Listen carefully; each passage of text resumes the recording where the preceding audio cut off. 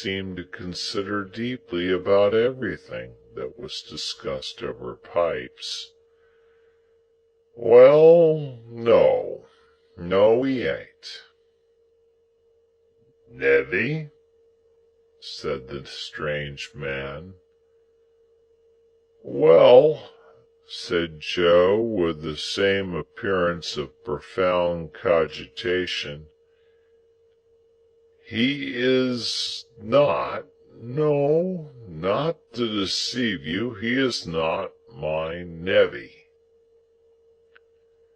"What the blue blazes is he?" asked the stranger, which appeared to me to be an inquiry of unnecessary strength.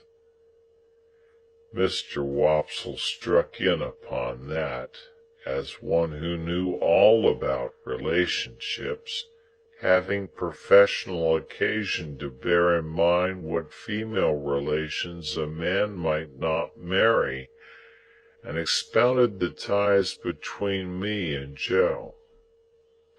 Having his hand in, Mr. Wopsle finished off with a most terrifically snarling passage from Richard III, and seemed to think he had done quite enough to account for it when he added, "as the poet says." And here I may remark that when Mr. Wopsle referred to me, he considered it a necessary part of such reference to rumple my hair and poke it into my eyes. I cannot conceive why everybody of his standing who visited at our house should always have put me through the same inflammatory process under similar circumstances. Yet I do not call to mind that I was ever in my earlier youth the subject of remark in our social family circle, but some large-handed person took some such ophthalmic steps to patronize me.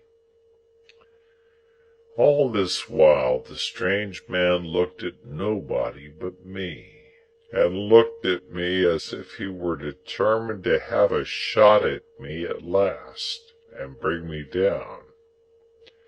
But he said nothing after offering his blue blazes observation, until the glasses of rum and water were brought, and then he made his shot, and a most extraordinary shot it was.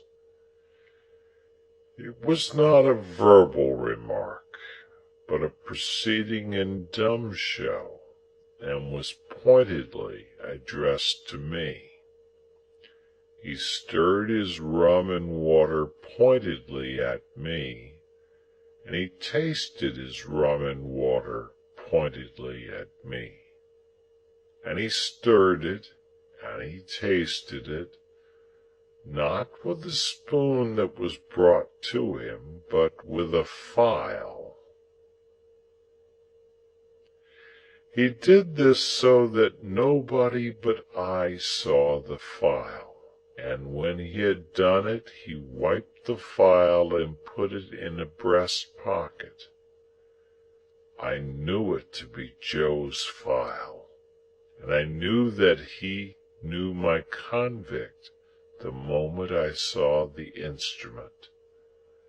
I sat gazing at him, spellbound, but he now reclined on his settle, taking very little notice of me, and talking principally about turnips.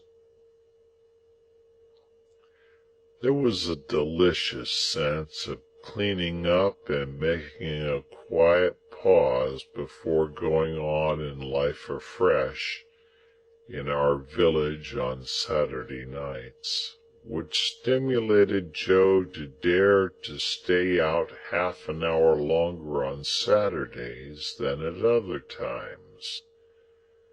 The half hour and the rum and water running out together, Joe got up to go, and took me by the hand. stop half a moment, Mr. Gargery," said the strange man. "I think I've got a bright new shilling somewhere in my pocket, and if I have, the boy shall have it." He looked it out from a handful of small change, folded it in some crumpled paper, and gave it to me. "Yours," said he. "Mind, your own." I thanked him, staring at him far beyond the bounds of good manners, and holding tight to Joe. He gave Joe good night, and he gave Mr. Wopsle good night, who went out with us, and he gave me only a look with his aiming eye. No, not a look, for he shut it up. But wonders may be done with an eye by hiding it. On the way home, if I had been in the humor for talking, the talk must have been all on my side, for Mr. Wopsle parted from us at the door of the Jolly Bargeman, and Joe went all the way home with his mouth wide open, to rinse the rum out with as much air as possible. But I was in a manner stupefied by this turning up of my old misdeed and old acquaintance, and could think of nothing else. My sister was not in a very bad temper when we presented ourselves in the kitchen, and Joe was encouraged by that unusual circumstance to tell her about the bright shilling. "A bad 'un, I'll be bound," said Mrs. Joe triumphantly, "or he wouldn't have given it to the boy. Let's look at it." I took it out of the paper, and it proved to be a good one. "But what's this?" said Mrs. Joe, throwing down the shilling and catching up the paper. "2 one-pound notes!" Nothing less than 2 fat, sweltering 1-pound notes that seemed to have been on terms of the warmest intimacy with all the cattle markets in the county. Joe caught up his hat again, and ran with them to the Jolly Bargeman to restore them to their owner. While he was gone, I sat down on my usual stool and looked vacantly at my sister, feeling pretty sure that the man would not be there. Presently Joe came back, saying that the man was gone, but that he, Joe, had left word at the 3 Jolly Bargemen concerning the notes.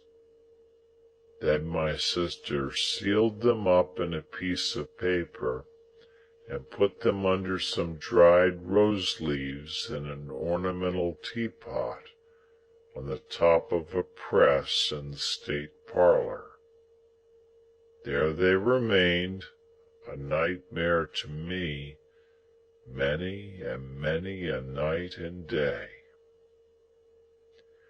I had sadly broken sleep when I got to bed, through thinking of the strange man taking aim at me with his invisible gun, and of the guiltily coarse and common thing it was to be on secret terms of conspiracy with convicts, a feature in my low career that I had previously forgotten.